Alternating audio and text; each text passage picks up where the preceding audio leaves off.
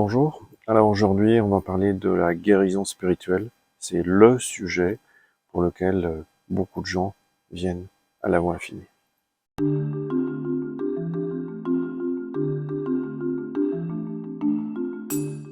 Alors cette guérison spirituelle, il faut comprendre que c'est pas aussi simple que ça, c'est pas magique, il n'y a pas de formule magique, mais il va falloir utiliser en fait tous les concepts qu'on a vus précédemment. Alors d'abord ce qu'il faut comprendre c'est que cette guérison spirituelle, elle est un étage qui se rajoute par-dessus ce qu'on pourrait appeler la guérison physique, donc par la science, la médecine, voire les médecines douces. Et puis, il y a la gamme des guérisons qualifiées de mentales ou de métaphysique par Joël, donc qui sont du domaine du psychique, tout ce qui est hypnose, reprogrammation énergétique et autres, où il y a en fait une personne qui pense être guérisseur ou pense guérir. Vient par la suite l'étage spirituel, de guérison spirituelle, où là, en fait, on réalise d'une façon paradoxale qu'il n'y a pas de maladie et il n'y a pas non plus de guérisseur qui guérit quoi que ce soit, puisqu'il n'y a pas de maladie. Il y a simplement une réalisation de ce qui est véritablement, c'est-à-dire au-delà du rêve humain, et donc dans cette conscience d'absolu, il n'existe pas d'erreur. Donc quand on réalise et quand on atteint un état de réalisation de ce type-là, en fait, on devient un, un vecteur de transmission, un canal de cette lumière, de cette vérité, qui alors dans notre conscience permet de guérir, entre guillemets, euh, pour nous-mêmes ou autour de nous-mêmes. Alors il va falloir rajouter aussi, pour bien comprendre le procédé, il faut revenir aussi sur les concepts qu'on a vus précédemment, qui sont de bien réaliser, bien comprendre, mais donc bien réaliser la nature de Dieu, donc rien à voir avec le Dieu des religions, qui est au ciel et pour lequel il faut prier pour nous, pauvres pécheurs. Donc rien à voir avec ces concepts-là, rien à voir avec les concepts moralisateurs, rien à voir avec le fait de se comporter bien ou mal. Donc ce n'est pas notre comportement mal qui crée les maladies, rien de tout ça. On va revenir sur la notion de ce qui crée la maladie. Et donc, il faut avoir une compréhension très profonde de cette nature de Dieu. Donc, seule cette conscience existe véritablement. Et on a entretenu un lien de séparation depuis notre enfance. Et donc, on pense vivre par nous-mêmes. Alors que, en s'éveillant, on se rend compte qu'on fait un avec cette conscience Dieu. Comme Joël l'a dit, dès qu'on a compris profondément la nature de Dieu, automatiquement, tout le reste en découle. Alors on a vu la nature de l'erreur, donc cette hypnose qui vient se rajouter, donc qui vient filtrer cette vision divine. Donc ce filtre, cette hypnose, elle est mesmérique, donc elle est et aussi elle est du domaine du mental humain, donc elle est à l'emprise, à l'œuvre dans notre mental humain, et elle n'existe pas véritablement. Donc ce sont des suggestions, ce sont des idées que nous entretenons, qui sont en fait cette hypnose, cet esprit charnel, ce Satan. Et ça porte dans l'histoire différents noms, mais il faut comprendre que ce n'est qu'une suggestion, que ce n'est qu'une forme de transmission d'idées auxquelles on adhère ou on n'adhère pas. Et dans beaucoup de cas, on adhère à plein d'erreurs. Et donc ces erreurs sont des pensées qui sont générées par d'autres personnes, donc dans le mental humain au niveau global. Et donc ces pensées, ces erreurs, ces suggestions résonnent en fait dans ce mental humain au sens large. Et notre mental plus individuel, lui, est en connexion avec ce mental humain. Et donc on capte ces idées d'une façon subliminale. On ne s'en rend pas compte. On n'est pas conscient. on lit des news, on regarde la télé, etc. Et donc on est submergé par tout un tas d'erreurs qui vont évidemment faire écho avec notre mental égotique, notre ego, qui désire, qui a peur, qui croit en certaines choses, et qui essaye surtout de se sublimer. Et donc, ce mental égotique va perpétuer en fait les notions de peur et les erreurs. Mais tout démarre en fait d'une suggestion hypnotique auquel on est confronté en permanence, on est comme bombardé par ces suggestions qui sont subliminales et donc qui vont aller nourrir notre inconscient et donc sont à l'œuvre. Et dès qu'elles sont à l'œuvre dans notre inconscient, elles vont alors se transformer sous forme de lois pour notre expérience de vie. Et donc notre mental est un peu comme une éponge, elle capte tout. Et c'est encore plus fort pour les enfants, qui en grandissant, captent tout ce qui est autour d'eux. D'où il est important euh, pour les parents, en fait, d'incarner des vérités pour empêcher ou protéger, en fait, ces jeunes consciences à grandir d'une façon la plus harmonieuse possible. Donc ce mental est imprégné et bombardé d'idées auxquelles on adhère ou on n'adhère pas. Et ça, c'est notre libre arbitre. Mais c'est aussi une question de lucidité, c'est aussi une question de savoir que cela existe déjà. Et donc, une fois qu'on sait que ça existe, le deuxième temps, c'est d'être lucide à ses propos. Alors, le traitement de guérison spirituelle, comme Joël l'a enseigné, ce n'est pas une confrontation du bien contre le mal. C'est donc pas une confrontation de transformer une maladie en la santé. Non. Donc on n'affirme pas une vérité, parce qu'en affirmant une vérité, on crée à nouveau une dualité dans notre conscience de bien et de mal. Et donc parce que tout notre travail va être de passer au-delà de cette dualité de bien et de mal. Et donc il faut faire attention à ne pas créer de nouvelles dualités dans notre conscience, parce qu'alors on rechute. Et comme il est dit, le chemin est droit, mais étroit. Donc on glisse. Alors, dans les vidéos précédentes, on a vu l'auto-purification de la conscience, donc c'est-à-dire des travaux à faire personnellement de maîtrise de soi pour arriver à auto-purifier notre conscience, autrement dit à élever notre conscience au-delà du bien et du mal, et se rapprocher de plus en plus de ce que nous sommes, et donc de réaliser que nous ne sommes pas séparés de notre source. Et ça, c'est aussi un point très important, c'est de réaliser cette unicité, et donc de briser cette illusion de séparation que nous avons, que notre ego entretient, pour en fait nous donner liberté dans cette scène humaine. Alors le traitement de guérison spirituelle, en fait, il est en deux temps. Il y a d'abord le temps de ce que Joël appelle le traitement, c'est-à-dire le traitement qu'on se fait à soi-même.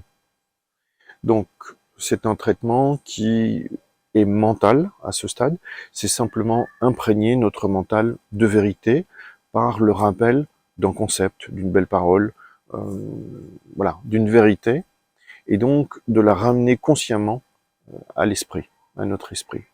Et donc on peut réciter un passage, on peut, voilà, ou on peut simplement repenser à quelque chose qui nous a semblé clair par rapport à la forme d'erreur auquel on est confronté. Mais là s'arrête le traitement mental, c'est juste un peu le démarrage. Et ensuite, on oublie tout et on réalise cette unicité, cette perfection divine. Et dans cette réalisation, surtout, on n'emporte pas l'idée de la maladie, l'idée ou le nom du malade, rien de tout ça. Il faut absolument évacuer cette forme d'erreur, en fait, parce que si on entretient cette idée d'erreur, on plonge. Voilà, on n'y arrive pas. Donc, premier temps, on se fait ce traitement de rafraîchissement d'une forme de vérité pour imprégner notre mental, et ensuite, on s'élève par une prière en silence, où on réalise la présence divine, sa perfection, et rien d'autre. Et on reste là. Ça suffit. Alors, ça suffira peut-être pas du premier coup, il faudra peut-être de nombreuses fois pour y arriver, mais en tout cas, ça suffit. Et comment on saura qu'on y est arrivé? En fait, on va ressentir, pas nécessairement après, mais quelque temps après, ça peut être une question de minutes, d'heures, ou même de jours, un soulagement. C'est le sentiment très net et très clair que quelque chose est passé. Donc on va ressentir un soulagement comme un poids qui tombe de nos épaules. Ça peut être aussi très léger en termes de soulagement, ça peut aller jusqu'à une sorte de clic, quelque chose de l'ordre du petit clic. Voilà. Donc il n'y a pas d'effet énergétique ou magique ou autre, c'est un clic dans notre conscience. L'autre point aussi, c'est de ne pas visualiser une solution. Donc face à un problème, face à une maladie, on n'essaye pas de visualiser un état sous forme d'une solution de bien-être ou autre. Surtout pas. On laisse cette conscience se révéler par nous-mêmes et elle prendra la forme nécessaire, souhaitable, etc., la plus proche de la perfection. Si on souhaite une forme, que ça prenne une forme, on fait blocage. Donc à nouveau, le mental vient désirer quelque chose, et donc on retombe au niveau du mental, et donc c'est foutu. Le point paradoxal dans cette technique de guérison spirituelle, c'est qu'il faut réaliser qu'il n'y a pas de malade, et pas de maladie. C'est évidemment ce qui est le plus difficile à faire. Et là, encore une fois, on va être confronté à un dilemme qui est de soit avoir une forme d'empathie avec la personne souffrante, et du coup, on plonge avec elle, et donc là, on n'est plus capable de pouvoir l'aider. Alors si elle voulait juste avoir un moment d'écoute, bon, voilà, mais alors on n'est pas dans le domaine de la guérison spirituelle. Si on veut véritablement aider par un traitement de guérison spirituelle, il va falloir se dissocier de ce que l'on voit. Donc c'est pour ça que Joël insistait beaucoup pour qu'en fait, on ne pense pas du tout au malade ni à la maladie et qu'on célèbre le plus vite que possible et qu'on reste le plus longtemps possible dans une prière de réalisation de cette perfection et de notre unicité avec cette perfection. Donc cette approche est une approche très humble où on doit arriver à s'oublier pour arriver à cette élévation de conscience, mais aussi il va falloir travailler le sujet pendant de longs mois, voire des années, pour y arriver. Et ça, c'est tout le chapitre sur l'autopurification qu'on a vu la dernière fois. Et donc ce travail d'autopurification va nous amener à une conscience beaucoup moins duelle, beaucoup mieux, plus élevée, donc plus apte à recevoir cette vérité intérieure. Et c'est donc cette conscience réalisée qui est le connecteur, l'interrupteur qui permet alors à cette vérité, à cette abondance, à cette santé, de rayonner à travers nous et pour les autres. Donc autrement dit, lire Joël, écouter Joël, etc., pendant des semaines, des mois, des années, ne permet pas d'obtenir une guérison. Il faut véritablement avoir réalisé un travail d'élévation de conscience intérieure pour commencer à voir les fruits de cette conscience plus élevée. Parce que quand on lit Joël, on a l'impression que c'est, on claque des doigts et c'est là, mais en fait ça va prendre un peu plus de temps que ça. Et c'est donc tout le travail de cette élévation de conscience qu'on doit faire, Et ce travail consiste à étudier et incarner, en fait, ces concepts de vérité dans toutes les scènes de la vie courante. Voilà. Toutes les scènes de la vie courante sont une opportunité de s'élever. Faut-il encore s'en apercevoir? Ce qu'il faut savoir aussi, c'est que il y a, dans le résultat de la guérison, deux éléments qui sont mis en balance. La capacité du guérisseur, entre guillemets, à s'élever en conscience, et l'autre, de l'autre côté, du patient, à être ouvert à quelque chose qui le dépasse, c'est-à-dire ouvert simplement à quelque chose qui le dépasse. Il ne doit pas être ciblé voie infinie ou autre, mais en tout cas à quelque chose, il s'en remet à quelque chose de plus grand que lui. Et donc c'est cette balance des deux qui va faire que ça va passer. Et c'est aussi quand une personne nous demande de l'aide, c'est elle en fait qui établit la connexion euh, avec nous. Et donc quand une personne nous demande de l'aide, on ne peut jamais refuser en fait cette aide. Et donc cette aide sous forme de cette prière de guérison lui sera redonnée dans la proportion de la balance entre notre élévation et l'ouverture intérieure de cette personne. Pouvons-nous guérir quelqu'un qui ne l'a pas demandé? Eh bien, pas à coup sûr, mais ce qu'on peut faire, c'est qu'on peut, nous, s'entraîner sur chaque forme d'erreur que nous voyons tout au long des journées, à ne pas y adhérer. Et donc, à ne pas accepter ces formes d'erreur.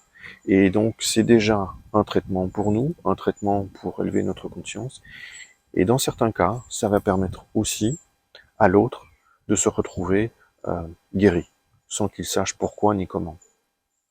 Donc tout le paradoxe du traitement spirituel selon l'enseignement de Joël, c'est en fait pour guérir, il faut réaliser qu'il n'y a rien à guérir. Et ça, c'est difficile. Tant qu'on est dans un mental duel, qui croit au bien et au mal, c'est très difficile. Bon, voilà pour les bases de la guérison spirituelle selon la voie infinie. Bon alors, qu'est-ce qu'on fait? On continue à courir dans ce monde comme des poules sans tête avec une éponge à la place du cerveau, ou on apprend à se redresser, à se maîtriser et donc à s'éveiller pour obtenir une vie plus harmonieuse, plus abondante en tout. Ça ne dépend que de nous.